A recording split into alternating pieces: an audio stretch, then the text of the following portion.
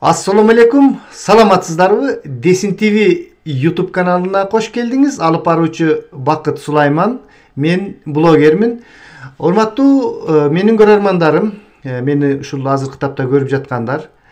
Бүгүн мына күнгө жекшемби, аптада болуп өткөн орунттуу окуяларга сарисеп салабыз. Ошондой эле маалымат сайттарында эмне жаңылыктар болуп жаткандыгын мен түз бирин-экин жаңылыктарды окуп берем. Жана дагы кандай келечекте эмнелерди билгиңиздер келет, ушулар боюнча суроолорду жазып койсоңуздар, мен аларга жооп берүүгө аракеттенемин. Жакынкы арада биз азыр менде интернет абдан начар, түз эфирлерди кылууда кимдир бирөөнү конокко чакырсам такыр эле болбой үзүлүп калып жатат. Мына ушул жакынкы күндөрү кабелдик интернетке жетип алсак, анан жакшынакай силер каалагандай, силердин талаптарыңарга жооп бере ала турган контенттерди жасайбыз. Азыр болсо өткөнкү окуяларга баа берүүгө аракеттенип көрөлү. Өзүңүздөр байкагандай, өткөнкү аптада мына 3-4 күн болуп калды окшойт. УКМКнын төрагасы Камчыбек Ташиев элге билим берүү адистери менен, кызматкерлери менен жолугушуу учурунда Камчыбек Көлбаевди жок кылуу, ушул уюшкан кылмыштуу топторго каршы күрөшүү жөнүндө айтып келатып, кандайча камчы Көлбаевдин жок кылынгандыгы жөнүндө маалымат айтты. Бул мамлекеттин кызыкчылыгы үчүн мен ушундай кылууга туура келди деп мындай ошол окуяга өзүнүн эң бир мындай тике байланышы бар сыяктуу сөздү айтты да. Абдан мындай коомчулукта ойлор жаралды. Соту жок, башкасы жок эле мамлекеттин кызыкчылыгы үчүн анда бир адамды кандайдыр бир мамлекеттик кызматкер өлтүртүп коюуга боло береби, бул эмне деп. Бирок мына кече күнү эле Камчыбек Ташиев кайрадан түшүндүрмө берди. Айрым бир журналисттер, башкалар туура эмес түшүндүрүп жатат. Бул болсо ошол кызмат абалындагы ошол ар бир кызматкердин, ошол күч структураларында иштеген кызматкерлеринин мыйзамы болот. Ошондо эгерде анын өмүрүнө же болбосо башка бир жарандардын өмүрүнө коркунуч келген учурда куралды колдонууга уруксат берилет да. Ошондой күч структураларынын кызматкерлерине, ушу милиция, УКМК жана башка. Биз ошондой, биздин кызматкерлер ошондой мыйзамдын негизинде өздөрүнө каршы ок атылып, каршылык көрсөтүлгөндө ошондой нерсе болгон. Муну туура эмес интерпретация кылышып, мындай түшүндүрүп жатышат деп кайрадан түшүндүрмө берди да. Эми аны кандай ким кабыл алат, ким кандай түшүнөт, ар кимдин ал өз эрки. Баягы сөз оозуңан чыкканга чейин сен анын кожоюнусуң, оозуңдан чыгып кеткенден кийин ал сага кожоюн дегенде, эми бул сөздүн кандай натыйжаларга алып келет, муну да көрө жатарбыз. Ал ортодо бирин-экин эл аралык ушундай укук коргоо уюмдары дагы пикирлерин айтышыптыр. Муну дагы мезгил көрсөтөт кандай боло тургандыгын. Эми кандай болгон учурда дагы чын эле мындай уюшкан кылмыштуулук болобу, башка нерселер болобу, аракеттер бар. Айрыкча мына коррупцияга каршы күрөшүүдө айрыкча ушул салык кызматынын өкүлдөрүн демме-дем кармап жатышыптыр. Мына бүгүн эле мен азыр ушул Бишкекте дагы бир салык кызматкери 500 000 сом пара менен колго түштү деп, кече жакында эле ушул биздин Базар Боргондо дагы ошондой бир бөлүм башчысы колго түштү деген видео кетти эле. Бул жагынан алганда албетте мындай коррупция менен күрөшүү бир коомчулукка жагып жатат да. Бирок экинчи жагынан алганда адамдардын, жөнөкөй жарандардын арасында айрыкча мына кечеги күnkү электр энергиясынын тарифин дагы майдан баштап 26 тыйынга инфляцияга жараша биз көтөрөбүз деген тиги энергетика министринин билдирүүсүнөн кийин бир топ бир мындай шаабай сууп деп коебу, жанагындай бир үмүт менен карап отурган адамдар кандайдыр бир ошол жакшы болуп кетет, оңолуп кетебиз, бардык нерсе оңой жагына көздөп баратат деген пикирлерге суу себилгендей кээ бир адамдардын мындай жүрөгү муздай түшкөнсүдүр да. Чын эле бир мындай ушул өткөнкү аптада көп ошол депутаттардын жыйналыштарында, комитеттерде болобу, бир топ ушундай демилгелер айтылып, бир топ коомчулукта талкууларды жарата турган маселелер болуп өттү да. Бул Камчыбек Кыдышаевич Ташиевдин кечеги күнкү ошондой билдирүүсүнөн сырткары дагы жогорку кеңешке мындай кайрыла турган болсок, мисалы үчүн достор, жогорку кеңештин спикери, вице спикер Нурбек Өмүрбеков деген мырзаны жакшы билесиздер. Ал киши өзүнүн кандайдыр бир сунушун айтты. Тиги эски Ак үйдүн алдындагы Владимир Ильич Лениндин айкелин алып, анын ордуна Усубалиевдин айкелин коюшубуз керек. Мындай тигинде Усубалиевдин мээнети бул жерде абдан чоң деп. Албетте биз мындай, мен ошол эле учурда өзүмдүн оюмду айттым. Бул туура эмес. Бул биз ошол Советтер Союзу болгондугу үчүн 16-жылдан биз кырылып кетмекпиз. 16-жылы түндүктө кууду билесиздер. Тиги канча адамдарыбыз ошол ашууда калды. Канчасы Кытайга барып кайра келишип, мына азыркы биздин президентибиз Садыр Нуркожоевичтин чоң аталары деле ошондо качып кеткен экен, кийинчерээк эле келди деп айтып жүрүшөт да. Ар бир ошол көлдүн айланасында чүйдө жашаган кыргыздардын чоң аталары, анын чоң аталары ушинтип бул нерсеге кабылган. Эгер ошол социалисттик революция болбогондо, Улуу Октябрдын, Ленин болбогондо, балким кийинки тагдырыбыз кандай болот эле, бул дагы тарых. Ал тарыхты биз үзө салып, буза салып унутулуп кетүүгө болбойт. Айтор ошол Нурбек Өмүрбековдун ошондой сунушу менимче кийин Эдил Байсаловдор жана башкалар деле билдиришиптир. Бул аткаруу бийлиги тарабынан мындай нерсе демилгеленген жок. Бул депутаттын жеке ою деп. Шыгылып айтор бир топ эле будуңчаңды жаратып койду ал Нурбек Өмүрбеков мырза.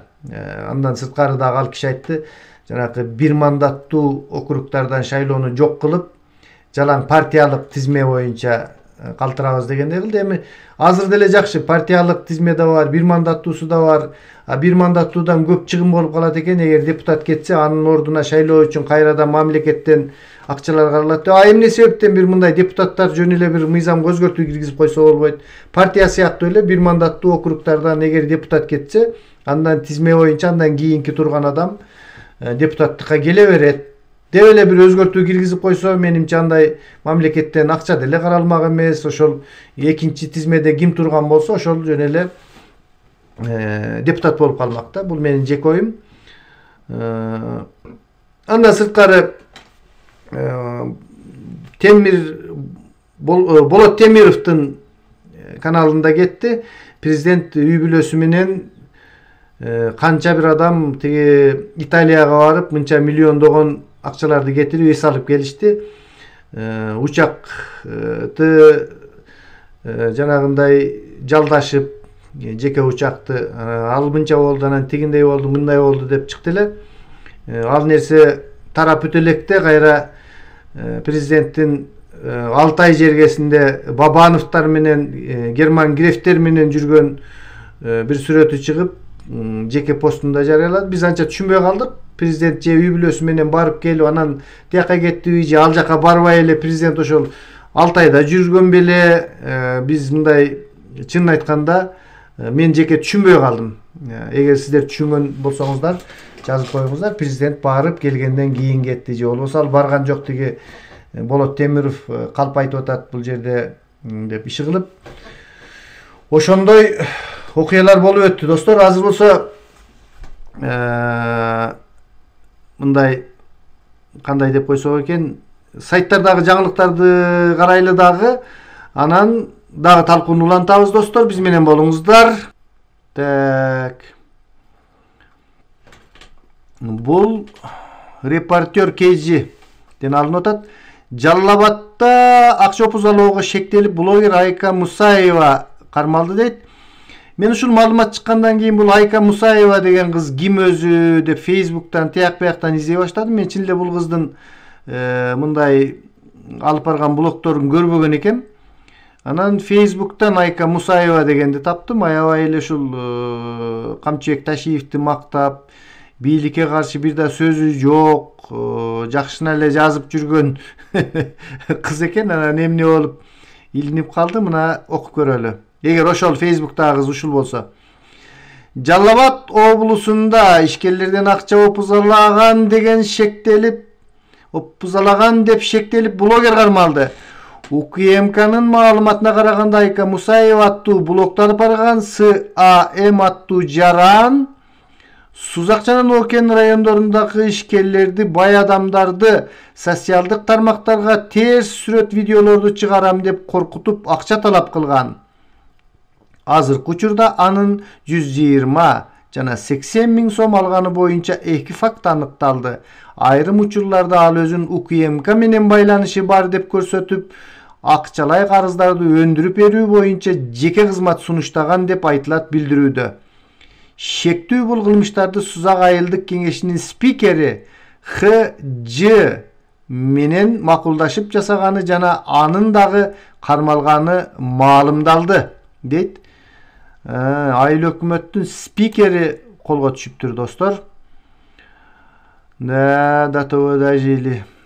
Мен негизи эле мындай блогерлер жөнүндө маалыматтарды аябай карайм да, кайсыл дагы блогер дагы эмненде. Ушул блогерлерге айтып койчу нерсе ушундай этият болсок, мондай нерселерге илешпей таза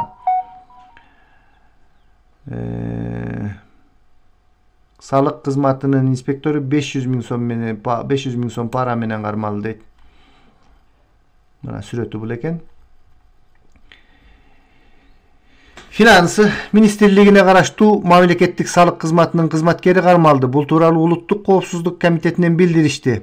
Атайын кызмат мамлекеттик салык кызматынын жооптуу кызмат адамдарынын ишиндеги коррупциялык схемаларга бөгөт коюу боюнча жүргүзүлүп жаткан иш-чаралардын алкагында КАА аттуу инспектор тарабынан опузалап акча талап кылуу жана документтештирүү фактысын аныктады. Тактап айтканда КР Кыргыз Республикасынын кылмыш жаза кодексинин 343 берененин 3-бөлүгү өзгөчө ири өлчөмдө опузалап пара талап кылуу боюнча козголгон, дейт достор. 500 миң сом менен колго түшүптүр. Албетте Акылбек Үсөнбеков бийликтен кеткенден кийин анын кетишине билесиңер, ушул салык кызматындагы окуялар абдан көп таасир берди. Ошого байланыштуу бүт азыр мына салык кызматын каттуу текшерип жатат. Ташиев соттордун айлыгын 2 эсе көтөрдүк, эми алар кеминде 140 миң сомдон алууда. Недавно подняли зарплату судей. Мага 3-4 судья ыйнап келди. Сиз дейт, бизде таза иштедейсиз дейт. Мына биз 70 миң сом айлык алабыз дейт. Эң аз алган 70 миң сом экен. Жок, себеби они рассматривают миллиардные дела. Вот такие дела не рассматривают, поэтому не знаю. Анан бизде ротация болуп баягы эмеге барып иштеп аткан судьялар экен да, жанагы түштүк жакка барып иштеп аткан судьялар. Бизде квартирага 30 миң сом берем дейт. Тамак ашыма 20-30 миң кетет дейт. Бала чакама 10 миң калса калат, калбаса жок дейт. Эгер честный аракет кылсам дейт. А что тебе нужно десем, биздин зарплатабыз көтөрүп бергиле деди. Мен президентке предложение киргиздим. Президентибиз өзүнүн указы менен судьялардын зарплатасын 2 эсе көтөрдү. Сейчас судьи получают минимально 140-150 тысяч сомов. Вот видите, вам тоже эта очередь подойдет. Сизге да мына 40 миң алган, то есть 20 миң алган, эртең 40 миң аласыз, 40 миң алган 80 миң алат. Ушул үчүн аракет кылып атпайбыз. Урматтуу көрөрмандар, бул Камчыбек Кыдыршаевичтин ушул видеосу ошол Камчы Көлбаевди ликвидировать эткендеги маалымат боюнча ошол мугалимдер менен болгон чогулушта болгон, жолугушууда.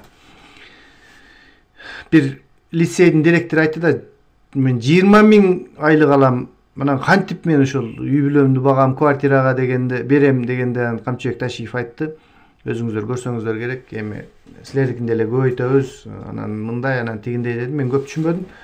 Чынын айтканда мугалимдердин айлыктары абдан аз да. Мына мен деле 3 ай иштеп көрдүм. 25.000, меники ал 20 эмес, 25.000 эле. Үй жок, бирөөнүкүндө жүрөсүн. Тамак аш, жеген ичкен менен ал 20 эмес, 25.000 дагы чын айтканда жетпейт да. Анан баягы Акылбек Жапаров айтты эле. Жакында ушул мугалимдерге тийсем деген кыздар болот, айлыктар аябай көбөйөт деп. Андай бунун баары калп сөз. Ошол кечеги күнкү Камчыбек Ташиевке айткандай 20-25.000 жаш мугалимдер. Көп айлык алыш үчүн көп жылдык стаж керек, ошондо 20% кошулат экен. Көп саат керек, азыр 1 ставка, 1,5 ставкадан ашырбайт. Керек болсо 1,5 ставкада бербейт, көбүнчө 1 ставка деп коюшат экен. 1 ставкага дагы жетпей, жаш жаңы окууну бүтүп келген мугалимдерге шарт жок. Кыйынчылык эле да, бул билим берүү тармагын өзүнчө сүйлөшө турган сөз. Бүгүнкү негизги айта турган ойлорубуз ушулар болду, достор. Пикирлериңиздерди жазып коюңуздар да, кандай кылып каналды жакшы кылып өзгөртүп